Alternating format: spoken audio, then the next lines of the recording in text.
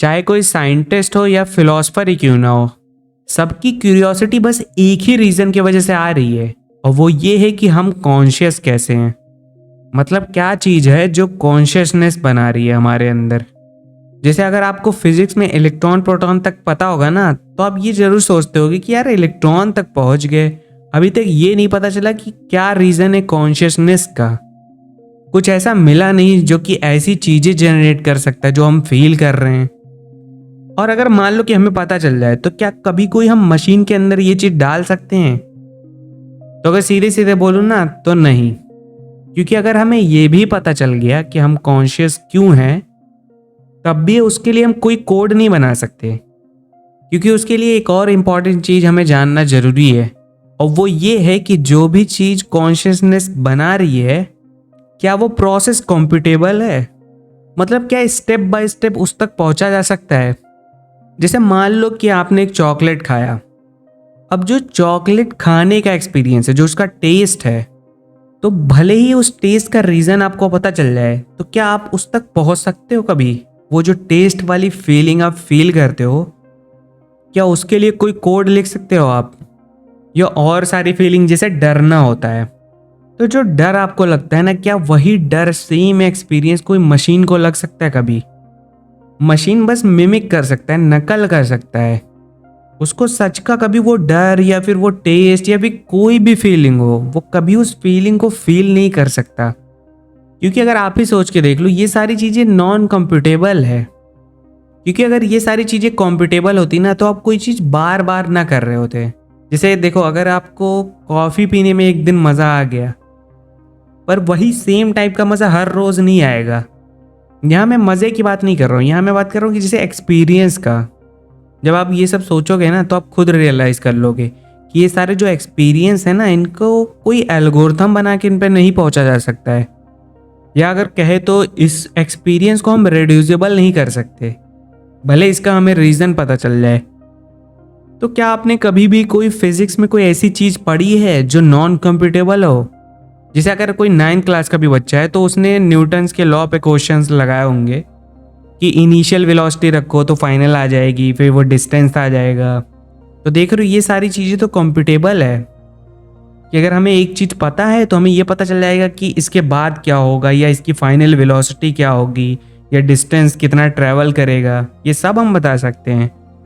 तो ऐसे ही जितने भी फॉर्मूलाज आपने आज तक पढ़े हैं ना, वो सब कंप्यूटेबल ही हैं मोस्टली। इसलिए क्लासिकल फिजिक्स में कोई ऐसी चीज़ नहीं हो सकती जो कि नॉन कंप्यूटेबल हो। तो अब चलो क्वांटम फिजिक्स में चलते हैं। तो क्वांटम फिजिक्स में बहुत सारी वियर्ड चीज़ें हैं, जैसे इलेक्ट्रॉन का स्पिन, इलेक्ट्रॉन की साइज, और इलेक्ट्रॉन खुद भी। पर इन सारी चीज़ को आप फुल्ली ये नहीं बोल सकते कि ये नॉन कंप्यूटेबल है। पर एक चीज़ है जिसको आप बोल सकते हो कि ये नॉन कंप्यूटेबल है, और वो है collapse of the wave function. जिसको इसके बारे में नहीं पता, तो इसके बारे में मैंने एक पूरा डिटेल वीडियो बनाया है, उसको देख सकते हो, डिस्क्रिप्शन में लिंक दे दूंगा।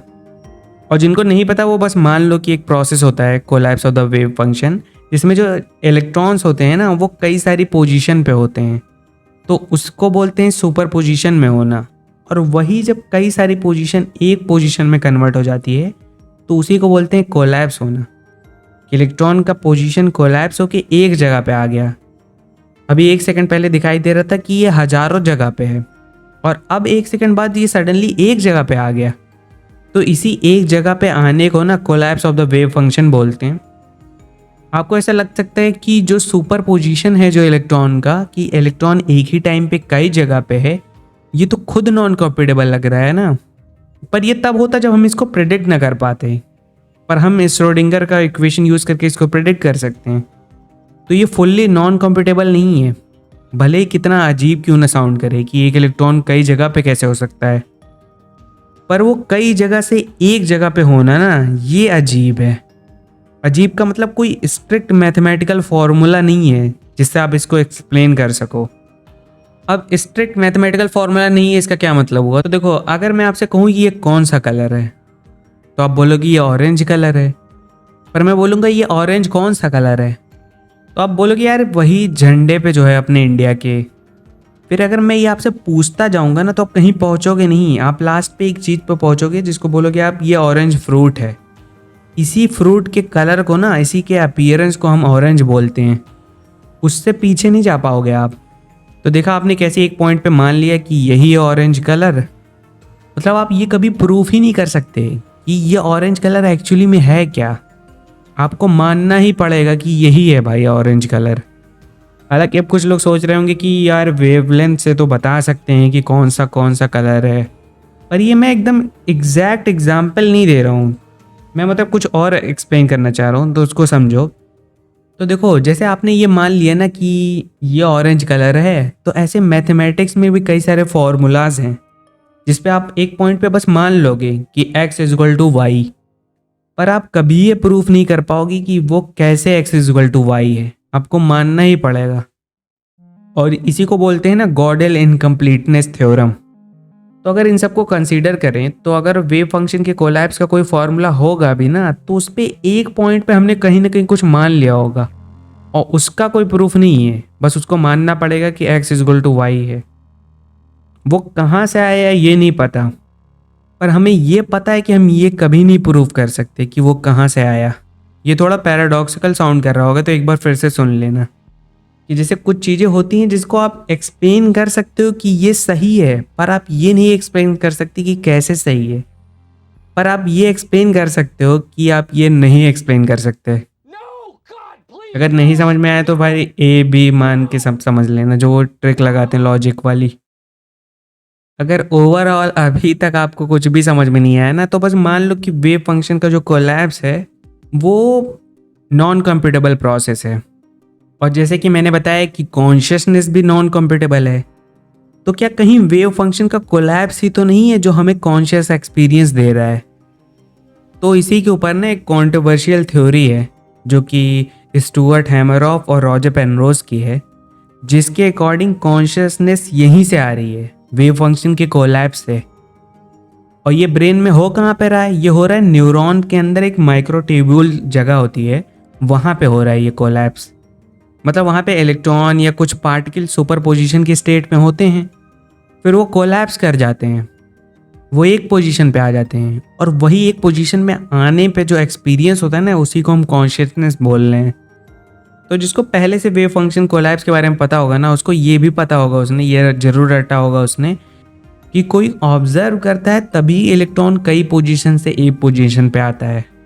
और ये जो थ्योरी है ना रॉजर पेनरोज और स्टुअर्ट हैमरॉफ की, उसमें जो कोलैप्स हो रहा है वेव फंक्शन का, उसके लिए कोई ऑब्जर्वेशन नहीं चाहिए, ये कोलैप्स हो रहा है ग्रेविटी की वजह से।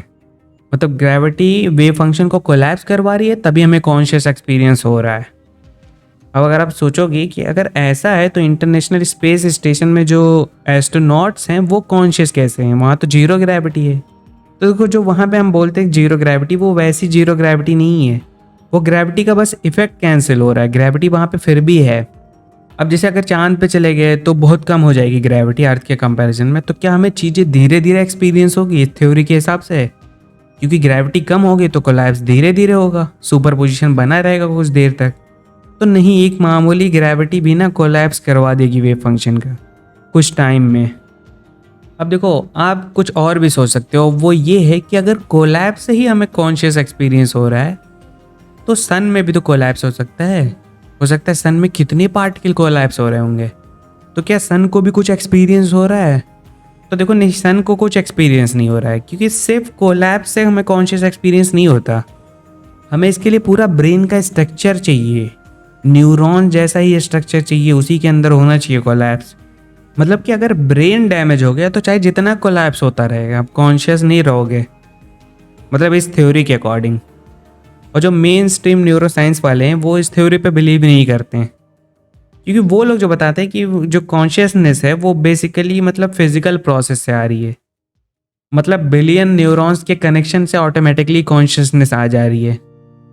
और अगर इनसे पूछोगे कि कैसे, तो फिर ये वही वाला एग्जाम्पल देंगे कि एक चींटी अकेले कुछ नहीं कर पाती, पर जब हजारों चींटी आ जाती है तो वो एक कॉम्प्लिकेटेड पूरा नेस्ट बना लेती है। ऐसे ही एक न्यूरॉन अपने आप में कॉन्शियस नहीं होता, पर उसका जब कॉम्प्लिकेटेड एक स्ट्रक्चर बनता है तो वो कॉन्शियस हो जाता है।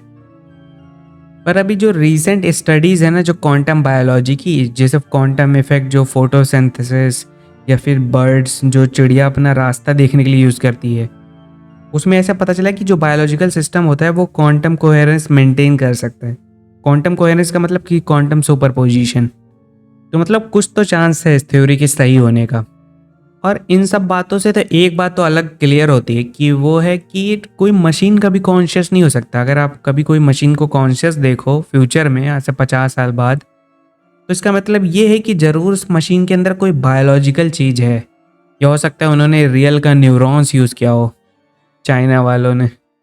और जो सारे फिजिकल चीज़ों को आप देखोगे ना, तो आप एक कंक्लूजन पे ज़रूर आओगे कि कॉन्शियसनेस जो भी कुछ है वो एक क्वांटम लेवल की ही चीज़ है। ये फिजिकल वर्ड से तो नहीं आई है। अगर वेव फंक्शन का कोलैप्स नहीं तो हो सकता है कुछ और हो। पर एक चीज़ है ना जिससे हमें बहुत हद तक पता चल सकता है, ये तो पूरी तरह से पता चल सकता है कि हम कॉन्शियस क्यों हैं, और वो है एनेस्थीसिया को मतलब स्टडी करना। कि जब हम किसी को एनेस्थीसिया देते हैं ऑपरेशन से पहले, जब वो बेहोश हो जाता है, उसमें उसको सपने भी नहीं आते हैं, तो एनेस्थीसिया एग्जैक्टली करता क्या है ब्रेन में जाके, अगर ये हम डीपली स्टडी कर लें ना तो हमें पता चल जाएगा कि हम कॉन्शियस क्यों हैं। पर एक तरह से अच्छा भी है, जब तक नहीं पता चल रहा है तब तक मिस्ट्री बनी रहेगी कि हम लोग स्पेशल हैं। तो जो भी हो, अगर आपके पास कोई अलग थ्योरी है तो आप उसको लिख सकते हो कमेंट बॉक्स में। अगर मेरे को अच्छा लगे तो मैं उस पर भी वीडियो बना दूंगा, नेक्स्ट वीडियो। एंड वीडियो यहीं पे ख़त्म होता है। Thank you.